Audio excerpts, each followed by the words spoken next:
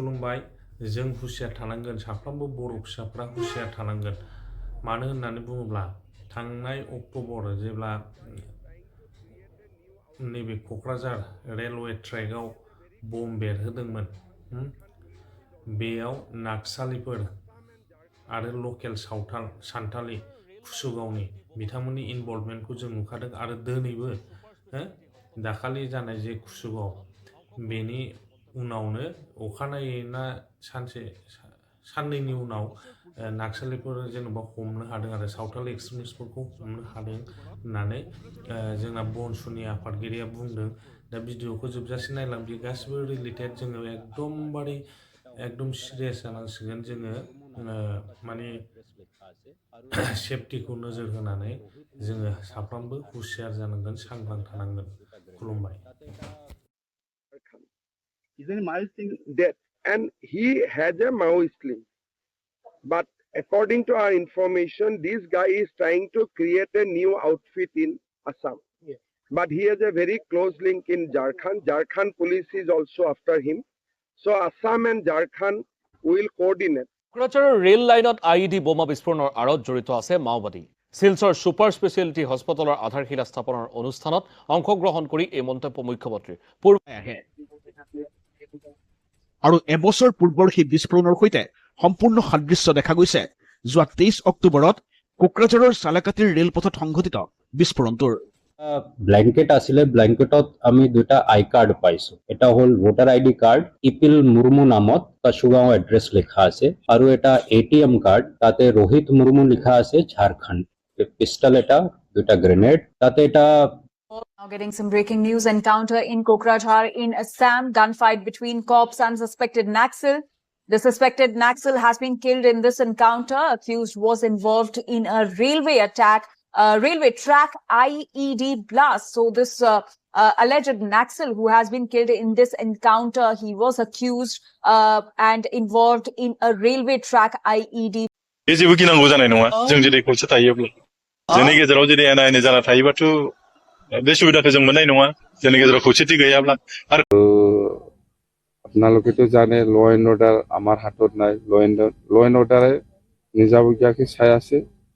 control কৰিবৰ কাৰণে কোকৰাঝাৰ কাণ্ড হৈছে আপোনালোকেও জানে ঘটনাটো কি হৈছে আৰু বডলেণ্ডত কেতিয়া কেতিয়া কি হৈছে কি হোৱা নাই আজিৰ পৰা আগত 2008ত কি হৈছিল 2012ত কি হৈছিল 2014ত কি হৈছিল 96ত কি 99ত কি সব কথা আপোনালোকেও জানে সো তাত আজি ল এণ্ড অৰ্ডাৰটো কয় যে আমাৰ হাতত নাই ল এণ্ড অৰ্ডাৰটো পুলিচেহে হাতত ৰাখে পুলিচে নিয়ন্ত্ৰণ কৰে ল এণ্ড অৰ্ডাৰটো ইয়াত সামৰিক বাহিনীয়ে ল এণ্ড অৰ্ডাৰটো চায় ৰাজনৈতিক নেতাসকলে নিৰ্দেশে দিয়ে ৰাজনৈতিক নেতাসকলৰ দায়িত্ব হ'ল নিৰ্দেশ দিয়া মুখ্যমন্ত্ৰী ডাঙৰীয়াটো লাঠি লৈ পেলাই AK-47 লৈ পেলাই শান্তি প্ৰতিষ্ঠা কৰিবলৈ নাযায় তেখেতে পলিচিৰ কাম কৰে এতিয়া ইয়াত মইও 5 বছৰ দায়িত্বত আছিলো মইতো লাঠি লৈ পেলাই যোৱা নাই ক'বাত কাজিয়া কৰিলে যে বন্ধ কৰ কিবা কৰ বুলি কেনে কাকবা এৰেষ্ট কৰিব লাগে উঠাব লাগে এটো পুলিচে কৰিব কিন্তু ল এণ্ড অৰ্ডাৰটো নিয়ন্ত্ৰণ কৰাৰ কাৰণে বা পৰিৱেশটো ঠিক কৰি ৰাখাৰ কাৰণে এটা এজেন্ডা থাকিব লাগিব এই এজেন্ডাটো আপুনি তৈয়াৰ কৰিব লাগিব আপুনি আজি দায়িত্বত আছে আপোনাৰ দায়িত্ব এইটো मानसिफ्रा बे सावथाल बाजाराव दंफैयो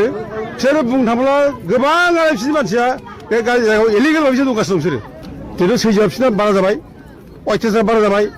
दिनै जोंखौसो बे जायगानि थागिबि मानसिखौसो दिनै आक्रमण खालामो बुयो बुख्रुबो बुथारो सिगिसो खालामो एसे जाबानो बोरलाजों गावथारनो नागिरो जोंनि हा हु दखल खालामना लायो जों बेखौ बोरै सैजो खालामबाय थानो जोंथ' सैजो खालामनो हाया आरो बेल' नङा नै 2014आव गसाइगाव साब डिभिजननि आन्दाराव मोन 7 गामि मोनस्नि गामिखौ बिसोर दखल खालामना लादों बर' मानसिखौ ओंखारजोबनानै दा बे बर' गफा फकिहागा ओमफ्राय सुखान बावनाय सिलगारि निलायझरा ओमफ्राय फकिहागा फुलकुमारि बे गामिनि बर'फ्रा दिनै माने गैला खारजोब्बाय गामि गारनानै আমাৰ উচ্ছেদৰ কথা যেটো বা উচ্ছেদ বিচ্ছেদ নহয় बे हाग्रा ओनसोलाव हाबनानै थानाय इलिगेल भाबै जायफ्रा दंफैयो बाहेरानिफ्राय हाबनानै थानाय बिसोर ओंखारजोबनांगौ আমাৰ উচ্ছেদৰ কথা যেটো বা উচ্ছেদ বিচ্ছেদ নহয় উচ্ছেদ নহয় কিহৰ উচ্ছেদ নহয়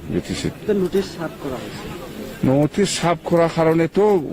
আমি শুনিছো মানুহবিলাক কমপ্লেইন দিছে নটিচ সাফ কৰিছে সেইটো হৈ আছে সেইকাৰণে মানুহবিলাক মোক সুধিছে যে এইটো কি হ'ব সেইকাৰণে মই কৈছোঁ এই বিষয়টো লৈ CM ছাৰৰ লগত মই আলোচনা কৰিম आदिबासिफोरनियावहाय दिनैहाय दि बोरला थिर लायो आर्म्स एन्ड बोws बेखौहाय दिनै बिसिनि जि कालचारेल ट्रेडिशन होनानै गभर्नमेन्टआ एलाउड होदोंमोन बेखौ बन्द टटेलि खालामनांगौ होननानैबो जों डिमान्ड खालामदों मैया